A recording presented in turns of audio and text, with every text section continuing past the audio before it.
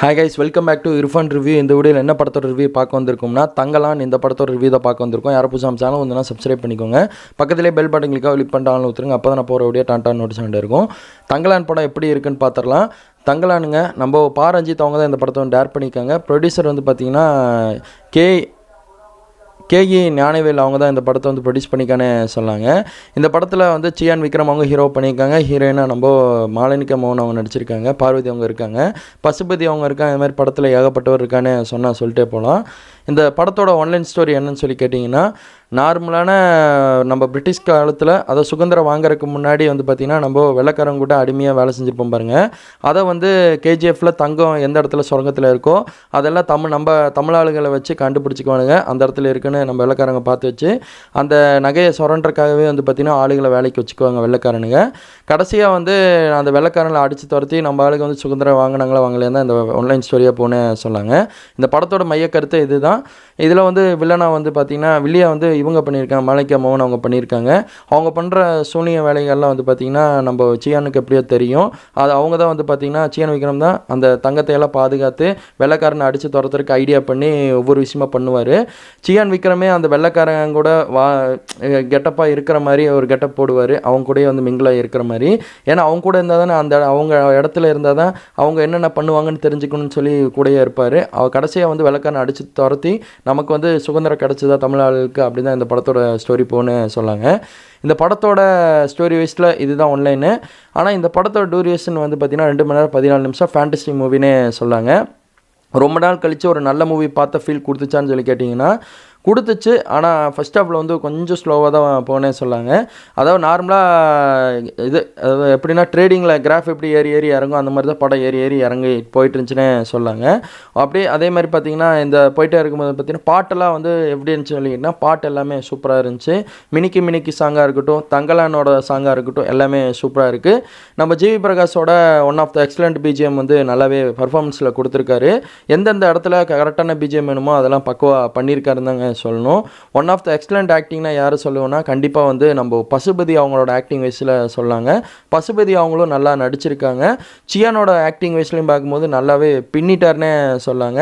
அந்த சூனியக்காரி அப்படின்னு சொல்லி அந்த டைலாக் வரும் பாருங்க, அந்த இடத்துல ஒரு பிஜிஎம் ஒன்று இவர் ஜிவி பிரகாஷ் ஆட் பண்ணியிருப்பார்.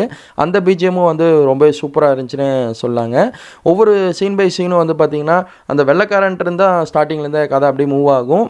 ரொம்பவே அடிமையாக வச்சு அடி போட்டு வெளுத்து கட்டுவார்னே சொல்லாங்க. இது எப்படியாவது நம்மளை காப்பாற்ற யாருமே வரமாட்டாங்களா அப்படின்னு சொல்லும் போது தான் நம்ம சியானவங்க வர்ற மாதிரி காமிப்பாங்க. ஆனால் அந்த விசிபிள் பார்க்கும்போது ரொம்பவே சூப்பராக இருந்தாலும் கிராஃப் ஏறி இறங்கும் போது என்னடா படம் இவ்வளோதானான்னு ஒரு இடத்துல யோசிக்க வைக்குது. செகண்ட் ஹாஃப்லாம் கண்டிப்பாக வந்து ஃபுல் சீனுமே பூர்த்தி பண்ணிச்சுன்னே சொல்லாங்க. ஒரு சீனில் சியானவங்க பல்ட்டி அடிப்பாங்க. கண்டிப்பாக நீங்கள் வந்து அவர் பர்த்டே ஸ்பெஷலாக ஒரு வீடியோ விட்டுருப்பாங்க, பார்த்துருப்பீங்க. கல்லுக்கு பக்கத்துலேயே பல்ட்டி அடிச்சு விழுவார். கொஞ்சம் இல்லை அந்த கல் ஜஸ்ட்டில் இன்டர்வியூவில் கூட நிறைய பேர் ஷேர் பண்ணியிருந்தீங்க. அது உன்னிப்பாக கவனித்து பார்த்தீங்கன்னா தெரியும். அதெல்லாம் வந்து உயிர் தான். அந்த சீன் பை சீன்லாம் பார்க்கும்போது நல்லாவே பண்ணியிருக்காங்க. இந்த படத்துக்கு நல்லா உழைச்சிருக்காரு நம்ம ரஞ்சித் அவங்க. கண்டிப்பாக மிஸ் பண்ணாமல் தேட்டர் சைடு விசிட் பண்ணி பாருங்கள். சியானோட ஆக்டிங் நல்லா இருக்குது. ஒன் ஆஃப் த எக்ஸலண்ட் ஆக்டிங்காக கொடுத்துருக்காரு. துருவனஸ்டிரம் படம் தான் விட மாட்டேங்கிறாங்க. சரி, இந்த படம் நமக்கு ஒரு ட்ரீட்டாக கொடுத்துருக்காங்க. அதை தொடர்ந்து இவங்களோட ரிலேஷன் சைட்லேருந்தே டிமாண்டி காலனி 2 ரிலீஸ் பண்ணியிருக்காங்க. 2 பேர்த்தோட படமும் ஒட்டுக்கதை இறங்கியிருக்கு. 2 பேர்த்தோட படமும் ஓவராலாக ரொம்பவே சூப்பரான ரெஸ்பான்ஸ் தான் வந்துட்டு இருக்குது. எனக்கு தங்கலான் படமும் ரொம்பவே பிடிச்சதுன்னே சொல்லாங்க. டிமாண்டி காலனி 2 இன்னும் ரிவ்யூ பார்க்கலன்னா செக் பண்ணி பாருங்கள்.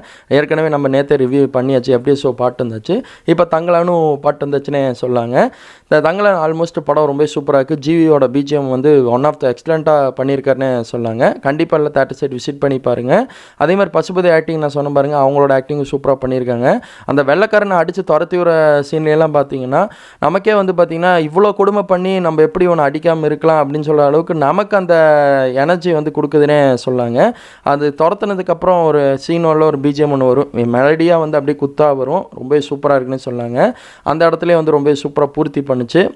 ஒரு ஸ்னேக்கை விட்டு இப்படி தூக்கி விடுவாங்க, கழுத்துக்கிட்ட வந்து பிடிக்கும். ட்ரைலரில் பார்த்துருப்பீங்க. அந்த சீனுமே விசிபிளாக பார்க்கும்போது ரொம்ப சூப்பராக இருந்துச்சு. அப்புறம் அந்த அவங்க இருக்கிற வீட்டுக்குள்ளேலாம் வந்து தீப்பத்திக்கும், ஒரு யுத்தம் நடக்கும்போது தீப்பத்திக்கும். அந்த சீனில் வந்து 3Dயில் பார்த்த மாதிரி நேச்சுரலாக கொடுத்துருந்தாங்க. அந்த சீனுமே நல்லா இருந்துச்சுன்னே சொல்லாங்க. கிளைமேக்ஸில் நம்ம இவங்க சியானோ ஒருத்தவங்க கூட ஒரு இது கூட சண்டை போடுவார். அந்த சீன் பை சீனும் பார்க்கும்போது ரொம்ப சூப்பராக இருக்குது.